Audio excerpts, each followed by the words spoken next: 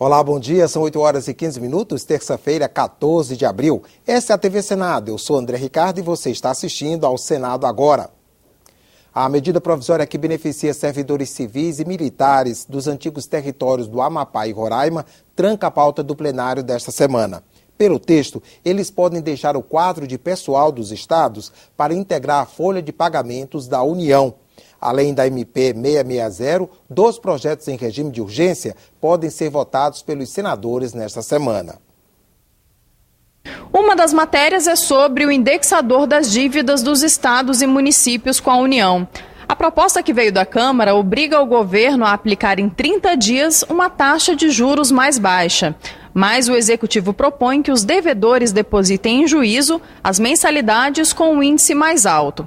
Com isso, eles receberiam de volta no ano que vem o que pagassem a mais. O outro projeto que tramita em caráter de urgência inclui os assaltos a banco entre os crimes contra o sistema financeiro nacional e dá poderes para que a Polícia Federal faça a investigação. O plenário também tem que analisar 3 pontos polêmicos do Marco Legal da Biodiversidade. O texto principal foi aprovado na semana passada. O marco estabelece regras para a pesquisa e exploração comercial do patrimônio genético brasileiro. Determina também de que forma será feito o retorno dos benefícios, mecanismo que assegura aos povos tradicionais que detêm conhecimentos sobre a utilização da biodiversidade o direito de participação nos lucros gerados pelo comércio desses produtos. Confira agora a agenda das comissões do Senado para amanhã desta terça-feira. A Comissão de Ciência e Tecnologia tem na pauta projeto que fixa critérios para a aplicação dos recursos destinados aos serviços de publicidade pela administração pública. Esses critérios devem levar em conta a distribuição regional e o tamanho dos veículos de comunicação. O objetivo é desconcentrar a aplicação dessa verba. Na Comissão de Educação, um dos itens da pauta é o projeto que obriga empresas a fornecer aos empregados e seus dependentes bolsa de estudo para a formação técnico-profissional ou de educação superior. A medida vale para companhias com mais de 100 funcionários. A Comissão de Assuntos Econômicos está prevista para logo mais às 10 horas da manhã. Quem traz informações ao vivo sobre a pauta da reunião é a repórter Mariana Abreu. Bom dia, Mariana. Bom dia, André. As possíveis conexões entre empréstimos do BNDES e casos de corrupção na Petrobras em investigação pela Operação Lava Jato. Esse deve ser um dos temas debatidos nesta terça-feira na audiência pública conjunta. Entre as denúncias estariam um empréstimo à Sete Brasil, empresa especializada na construção e aluguel de sondas para fazer a perfuração do pré-sal. A empresa está há meses em atraso com o banco, a quem deve mais de 900 milhões de dólares. Pedro Barusco, que atuou como diretor de operações da Sete Brasil, após deixar o cargo de gerente da Petrobras, confessou ter cobrado propina dos estaleiros contratados para fazer as sondas. Sobre este mesmo assunto, Luciano Coutinho, presidente do BNDES, deve falar na Câmara dos Deputados na quinta-feira. Ele foi chamado para um depoimento na CPI da Petrobras. Já aqui no Senado, Coutinho deve falar também sobre os financiamentos concedidos pelo Banco Público de Desenvolvimento. Eles mais que quadruplicaram de 2005 a 2013. A oposição, que coleta assinaturas para uma CPI, suspeita que esses empréstimos não foram um bom negócio. Veja na reportagem de Dante Ascioli. O requerimento é do senador Lazier Martins. Ele quer que Luciano Coutinho explique financiamentos concedidos pelo BNDES, que saltaram de 47 bilhões de reais em 2005 para 190 bilhões em 2013. A oposição, que recolhe assinaturas para uma CPI, suspeita que os empréstimos não foram um bom negócio.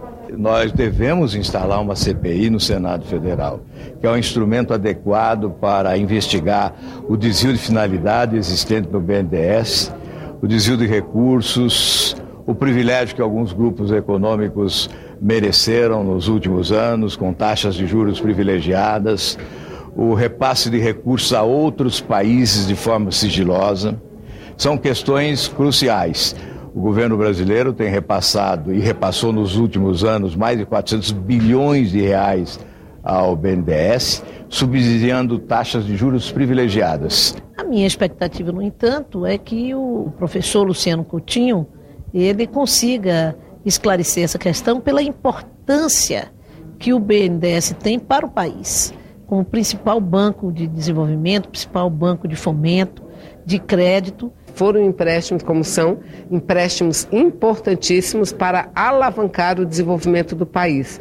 E é bom que se diga que nós já estivemos com o presidente durante muitas vezes ele esteve no Parlamento Brasileiro e ficou claro que, óbvio, em termos de volume, a quantidade maior de recursos é dirigida a grandes empresas para que atuem nos grandes investimentos estruturantes do nosso país. Luciano Coutinho volta ao Senado na quinta-feira na companhia do ministro da Fazenda, Joaquim Levy.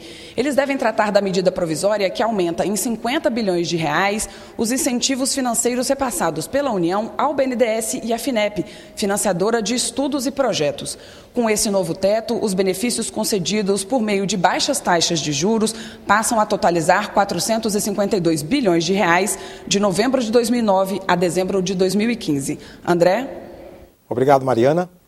E a comissão mista destinada a examinar a medida provisória 665 se reúne a partir das 2h30 da tarde para votar o relatório. A MP trouxe mudanças no seguro-desemprego e no abono salarial. A Comissão de Meio Ambiente, Defesa do Consumidor, Fiscalização e Controle realiza reunião deliberativa daqui a pouco, a partir das 9 horas.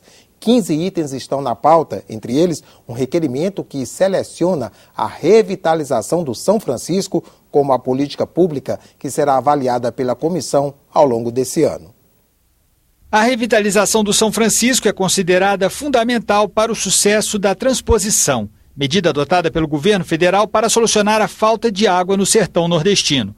470 quilômetros de canais vão levar as águas do São Francisco a 390 municípios de 4 estados brasileiros. Ceará, Paraíba, Pernambuco e Rio Grande do Norte vão ser beneficiados. 60% das obras já estão concluídas, mas para que a obra funcione, é preciso cuidar do Rio São Francisco.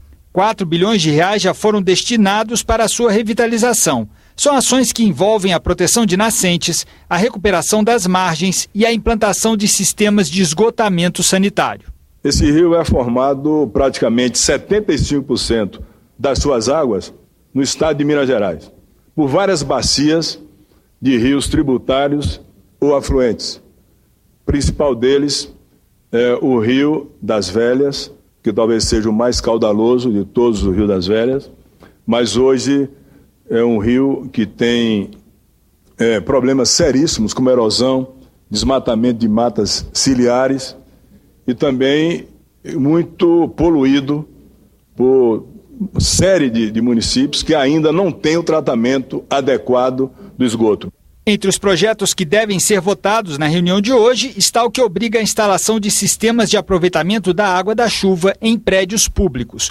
O assunto já foi tema do programa Ecosenado, que mostrou como esse tipo de procedimento pode ser feito em residências. A água da chuva, apesar dela ser uma água pura, ela se contamina com uma superfície de coleta. Então, por exemplo, nas coberturas, nos telhados, você tem uma série de contaminantes. Terra, poeira, galhos, folhas, às vezes até mesmo excremento de aves, né? Então essa água da chuva é captada por calhas e condutores que vão transportar essa água até o filtro. Esse filtro vai estar removendo essas impurezas. Segundo as Nações Unidas, até 2025, 3 bilhões de pessoas enfrentarão o problema da falta de água potável para o consumo humano. No Brasil, o problema sempre esteve restrito à região Nordeste, mas o aumento da população nas grandes cidades, aliado à degradação dos mananciais e ao mau uso deste recurso, trouxe a falta d'água para a região Sudeste, que hoje enfrenta a pior crise hídrica da sua história. O cenário de mudanças climáticas ele veio para ficar. Então, a gente tem dados já do painel brasileiro de mudanças climáticas mostrando que o clima vai mudar muito até 2050. Então é previsto, por exemplo, que na região centro-norte do país, que 40% chova 40% menos na região centro-norte até 2050. A gente está falando de uma redução de 40% de chuvas. A Comissão Permanente Mista de Combate à Violência contra a Mulher tem reunião marcada para as 14h. Na pauta, a definição da relatoria do colegiado, o exame de requerimentos e uma audiência para discutir a situação atual do enfrentamento da violência contra a mulher no Brasil. A convidada é a ministra da Secretaria de Políticas para as Mulheres, Eleonora Minicucci. Ficamos por aqui. No decorrer do dia você acompanha outras informações nos boletins do Senado Agora. Enquanto isso, continue assistindo a nossa programação.